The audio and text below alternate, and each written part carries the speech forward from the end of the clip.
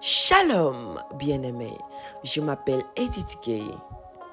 Bienvenue sur cette plateforme Le Réveil des Héroïnes, ministère de restauration et de restitution de la femme et de la jeune fille. Alléluia. Que le Seigneur te localise là où tu es. Que le Saint-Esprit te parle aujourd'hui. Que la grâce de Dieu se répande sur toi et que la vie de Dieu coule pleinement en toi au nom de Jésus. Nous poursuivons notre thème sur l'écoute et nous sommes jeudi. Qui connaît jeudi dit TCM, tout sur le célibat et le mariage. Alléluia. Nous parlons du célibat et ou du mariage. Aujourd'hui, nous allons toucher les conjoints en parlant de l'importance de l'écoute entre conjoints. L'importance de l'écoute entre conjoints. Alléluia. Est-ce qu'il y a des mariés ici? Alors ce message est pour toi. Et si tu es célibataire qui aspire au mariage, sache aussi que ce message est pour toi. Car Dieu veut te préparer avant de te marier, afin que tu gagnes du temps. Il y a des mariés qui comprennent cela seulement après 15 ans, 20 ans de mariage. Il y a des mariés qui comprennent cela, malheureusement, c'est quand ils sont âgés qu'ils ont compris cela. Mais si toi, tu as compris cela avant de te marier, tu seras une mariée heureuse. Tu seras une femme, une épouse heureuse. Et si tu es un homme qui est en train de m'écouter, tu seras un homme heureux, un époux heureux, un mari heureux. L'importance de l'écoute dans le mariage, l'importance de l'écoute entre conjoints. Entre conjoints, bien aimé. Quand nous parlons d'écoute entre conjoints, nous parlons bien sûr des styles de communication, de l'importance de la communication. Nous parlons de moyens de communication. Nous parlons de la nature de la communication entre le mari et la femme. Parce que quand nous parlons d'écoute, c'est qu'il y a quelqu'un qui parle et l'autre écoute. Donc nous disons l'écoute entre conjoints, c'est-à-dire l'écoute entre l'homme et la femme, entre le mari et la femme et sa femme. Donc il y a un qui parle, l'autre qui écoute. Soit le mari est en train de parler, la femme est en train d'écouter. La femme est en train de parler, le mari est en train d'écouter. Nous parlons de l'équilibre. Alléluia. Parce que pour que deux êtres se marient, il faut d'abord qu'ils se fréquentent. Il faut d'abord qu'ils se courtisent. Il faut d'abord que l'autre écoute l'autre. Il faut d'abord qu'un ait l'audace d'aller dire « Ah, voici ce que je ressens ». Et après, l'autre a écouté tes sentiments, te dire, et maintenant voilà, moi aussi, laisse-moi le temps de prier. Ou bien l'autre va te dire, ah, c'est Dieu qui répond à mes prières parce que, voilà, depuis lors, Dieu m'a parlé et j'étais en train de prier pour que Dieu touche ton cœur. J'ai même pas besoin de prier parce que Dieu m'a déjà parlé. Ah, quelle bonne nouvelle! Que le Seigneur bénisse les couples, que le Seigneur bénisse les mariés, que le Seigneur bénisse davantage les célibataires qui cherchent à se marier. Alléluia! L'importance de l'écoute dans le mariage ou encore mieux, l'importance de l'écoute entre conjoints. Bien-aimés, nous allons lire une parole. La parole de Dieu dit dans Proverbe 9, 13, la folie est une femme bruyante. La folie est une femme bruyante. Stupide et ne sachant rien. La folie est une femme bruyante. Donc, je ne suis pas en train de parler aux femmes pour dire, ah, le message là te concerne. C'est pour te condamner toi, pour te juger toi, pour te rappeler alors toi. Je suis en train de parler de l'importance de l'écoute entre les conjoints. Donc, ceci est comme une parabole. Oui, est comme une parabole qui concerne, oui, le conjoint, qui concerne l'épouse, l'époux. Alléluia, qui concerne les mariés, qui concerne les futurs mariés. La folie est une femme bruyante. Ici, ce qui nous intéresse, c'est bruyante. C'est le bruit, c'est-à-dire les mots, les paroles, le bruit qui sort, le bruit qu'on entend autour. Le bruit qu'on entend autour, le manque de silence. On dit le manque de silence est une folie. Le manque de silence est une folie. Là où il n'y a pas de silence, il y a la folie dedans. C'est-à-dire si tu es une personne qui ne sait pas se taire, qui ne sait pas s'exercer dans le silence pour écouter l'autre, il y a la folie dans ton cœur. Comment tu peux être marié? Tu n'arrives pas à écouter la personne avec qui tu t'es marié. Si nous parlons premièrement des hommes, on dit que l'homme est l'autorité de la famille, est le chef de la famille. D'accord, l'homme est le chef de la famille. Il n'y a pas de... C'est-à-dire, il n'y a pas de contradiction sur ça. Il n'y a pas de plainte par rapport à ça. Il n'y a pas de... Oui, Seigneur, pourquoi l'homme est le chef de la famille? C'est ce que Dieu a dit, c'est ce que Dieu a dit et c'est ce qui est. Femmes, apprenons à respecter l'autorité de l'homme en tant que chef de la famille. C'est Dieu qui l'a fait ainsi. L'homme est le chef dans la famille. Il est à la tête dans la famille. Alléluia. Mais en même temps, l'homme est autorité, chef de la famille. Il manque un enseignement dans nos églises. C'est-à-dire, on dit à l'homme, tu es le chef, tu es l'autorité, mais on n'apprend pas à l'homme d'écouter aussi. Parce que c'est pas parce que tu es chef, tu es autorité, que tu ne vas pas écouter. Non. Écoute, ce message va sauver des couples. Je parle premièrement des hommes. C'est pas parce que tu es chef, tu es autorité, tu ne vas pas écouter l'aide que Dieu a mis à tes côtés. La parole de Dieu dit qu'il n'est pas bon que l'homme soit seul. Faisons-lui une aide semblable. Si tu es marié, c'est parce que cette femme-là, Dieu a mis quelque chose en elle pour qu'elle soit une aide pour toi. Une aide dans les conseils, une aide dans la prière, une aide dans tous les domaines. Si cette femme-là est sage, elle est une aide pour toi. Alors, le dernier mot dans les décisions te revient bien sûr. Dans la famille, l'homme a le dernier mot dans les choix. Nous voulons faire ceci. Maintenant, nous allons prier, voir. Dieu nous parle. Si nous savons écouter Dieu, alors gloire à Dieu. Nous savons, l'homme saura, voilà, c'est ça qu'on doit faire. Et c'est lui qui va sceller le dernier mot. Selon la volonté de Dieu dans la famille et pour sa famille, pour son épouse, pour ses enfants. Mais s'il scelle le dernier mot sans prendre le temps d'écouter, sans prendre le temps d'en partager avec sa femme, ça amène des frustrations. Ça installe une atmosphère désagréable.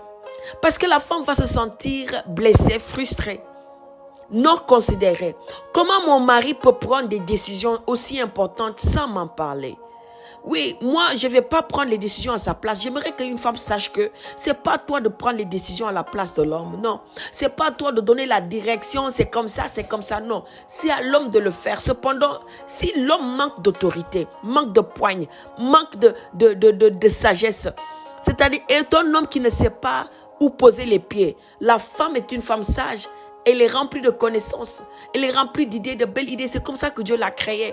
La femme lui donne un coup de pouce. La femme lui montre, voici ce que je pense qu'on peut faire. Ah, je vois mon mari faire ceci. Je vois mon mari dire ceci. Et au fond de moi, je sais que ce n'est pas bien. Je m'approche de lui avec sagesse pour lui parler. Mais est-ce que si je lui parle, il va écouter? Est-ce qu'il va écouter? C'est ça le problème. Va-t-il écouter quand je vais lui parler? Va-t-il écouter quand je vais lui parler? Cher homme, Dieu a créé la femme comme une aide. Et la femme, malgré tout, elle a un sixième sens. Elle sait s'arrêter sur des détails. Elle sait reconnaître les détails qui donnent des victoires. Alors, apprenons à les écouter. Les hommes doivent apprendre à écouter leur épouse. Mais cela ne veut pas dire qu'ils vont forcément faire ce que leur épouse leur disent. Parce qu'après avoir écouté la femme, il faut maintenant lier cela avec la volonté parfaite de Dieu. Est-ce que cela est la volonté de Dieu?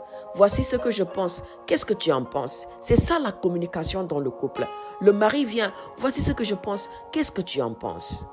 Et la femme dit, ah, voici moi ce que je pense. Et maintenant, ils vont dire, ah, on va demander Dieu ce qu'il en pense. Prions ensemble. Et les deux prient ensemble pour interroger Dieu et laisser Dieu leur parler. Est-ce que tu as reçu quelque chose? L'un ou l'autre va dire, voici ce que je ressens en moi. Voici ce que l'Esprit m'a dit. C'est ça qui est bon à faire. Et donc, on va faire ceci. C'est ce que notre Père Céleste veut que nous fassions en tant que couple. Voici comment un couple doit fonctionner. Et ne pas prendre toutes les décisions à la place de l'autre. Ce n'est pas bien. il faut prendre des décisions en toute responsabilité à la place de l'autre, si et seulement si nous avons la conviction, c'est ce que Dieu veut qu'on nous fassions. Nous avons parlé de l'homme. Maintenant, nous parlons de la femme. La femme bruyante. La folie est une femme bruyante, stupide et ne sachant rien. Femme, qui es-tu pour ne pas écouter ton mari? Qui es-tu pour ne pas écouter l'autorité que Dieu a établie sur toi? Qui es-tu pour ne pas écouter le chef que Dieu a mis sur toi? C'est de l'orgueil. La femme sage sait écouter. La femme sage sait écouter. Mais la femme folle, elle est bruyante. Elle fait du bruit partout. Elle fait du bruit partout. Quand le mari lui parle, elle s'en fout. En tout cas, ce que tu dis là, moi, c'est ce que moi je vais faire. Dis ce que tu as dit, moi j'ai fait, je sais ce que je dois faire. Ton mari t'a dit, ton ami là, je ne l'aime pas. Mais toi-même, tu sais que cet ami-là est bien pour toi. Mais ton mari n'aime pas. Mais arrête-toi dans la prière.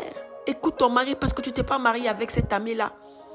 Écoute le mari et prie pour son cœur. Dieu va le convaincre et Dieu va ouvrir ses yeux pour qu'il sache que cet ami-là, c'est une bonne personne pour toi et pour votre couple. Et peut-être même cet ami est une mauvaise personne pour le couple. Il t'aura sauvé, il aura sauvé votre couple si tu l'écoutes. Le mari a dit qu'il ne veut pas telle et telle chose dans sa maison. Mais c'est ce que toi-même tu fais. Ah, nous sommes têtus. Je suis une épouse et je sais même que nous femmes, nous sommes des fois très têtus. Nous disons, ah, mon mari n'aime pas ça, mais ah, c'est ce qui est bon à faire. Je vais faire, il va aimer. Ah, le gars revient du travail, il voit que la femme est têtue, a fait ce qu'il ne voulait pas. Le gars dit, hé, toi-même je t'ai dit que je ne voulais pas ça, mais tu l'as fait. Il est énervé, il est en colère. Et la femme dit, oh, pourquoi tu t'énerves? Ça, ce n'est rien. Ça, ce n'est rien. Tu t'énerves pour rien. Mais parce qu'on ne s'est pas arrêté sur un détail important. L'écoute. Le silence dans l'écoute. Faire taire nos émotions. Faire taire nos backgrounds. Faire taire nos bagages qu'on a amenés dans le passé. Les bagages qui nous ont suivis dans le couple, dans le passé. Les faire taire. Nous ne savons pas faire ça. Nous n'avons pas grandi dans la croissance de la sagesse. Nous ne savons pas faire taire nos émotions intérieures. L'orgueil est là et prend le dessus. Apprenons à écouter nos maris. Il dit qu'il ne veut pas ça, mais c'est ce que nous faisons. Dans la discussion, lorsque nous nous arrêtons pour parler de quelque chose qui est important pour la famille ou bien même pour nos relations entre nous, c'est toujours moi qui parle. C'est toujours moi qui parle. Et c'est la femme. Non, non, non, non, non, non, non, non, non, non. Écoute, c'est ça, comme ça, comme ça. Et l'homme est là en train de regarder. À un moment donné, il va péter les plombs. À un moment donné, il va dire non, il faut que j'exerce mon autorité. Il faut que j'exerce mon autorité. C'est moi à qui Dieu a donné l'autorité. La chefferie de la maison. C'est à moi de voir, je suis le leader de la maison. C'est à moi de discerner si ça est bon ou pas. Alors, l'homme a reçu de Dieu l'autorité de discerner si c'est bon ou pas. S'il voit que c'est pas bon, il dit non, c'est pas bon. Et la femme doit se soumettre. Ah oui, le mari a dit que non, c'est pas bon, on ne prend pas cette direction. Mais si au fond de toi, femme, tu sais qu'en réalité, l'homme là se trompe, mais il est entêté à disant que c'est ça qu'on doit faire.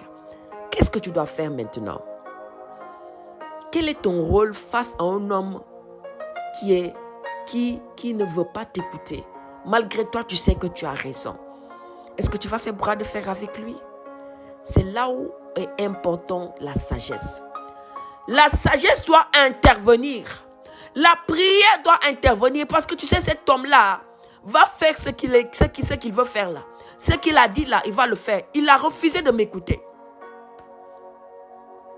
L'époux d'Abigail avait refusé de l'écouter.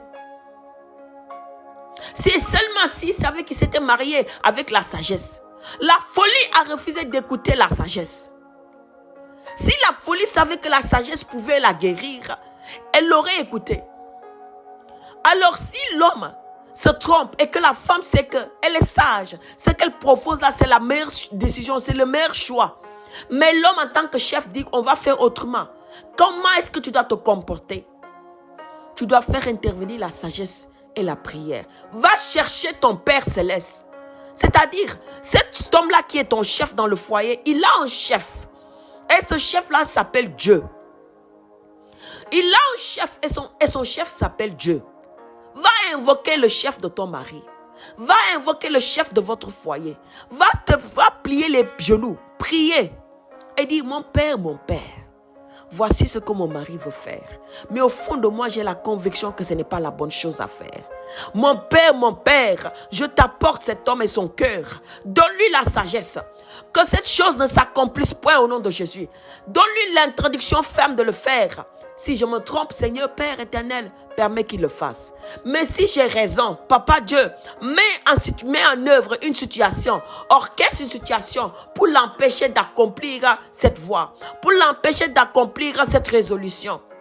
Et ton Père, qui est son Père et qui est son chef, qui est au-dessus de vous, qui est au-dessus de lui, va lui parler. Mon enfant, mon fils, écoute. Et le gars va s'arrêter. Il va revenir. Chérie, je sens que tu as raison.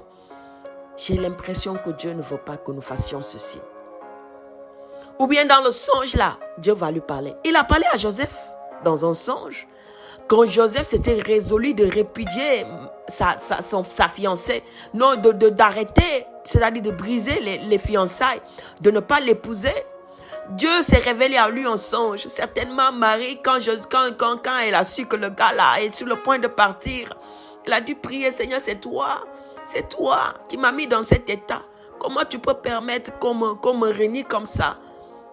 Comment tu peux permettre qu'on m'humilie comme ça? Qui va m'épouser dans cet état? Et Dieu va visiter le gars. Il va lui dire, ne laisse pas tomber cette femme-là. C'est ton épouse que j'ai choisie pour toi. L'enfant qu'elle porte là, c'est ma volonté. Et Joseph s'est levé et dit, malgré tout ce que les hommes vont dire, moi je vais me marier avec elle. Même si les gens vont dire que, je vais me marier avec elle.